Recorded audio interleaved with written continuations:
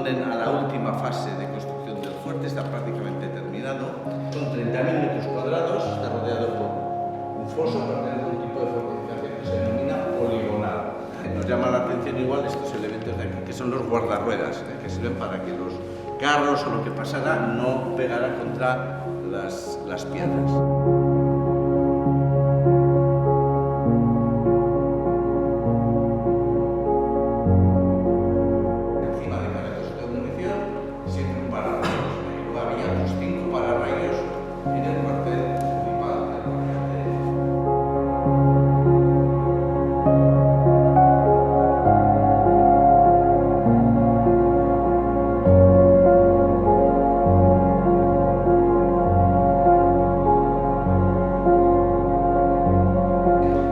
Grandes depósitos de distribución de munición y luego una veintena de repuestos pequeños que están en general dentro de los traveses, es decir, muy cerca siempre de las piezas de...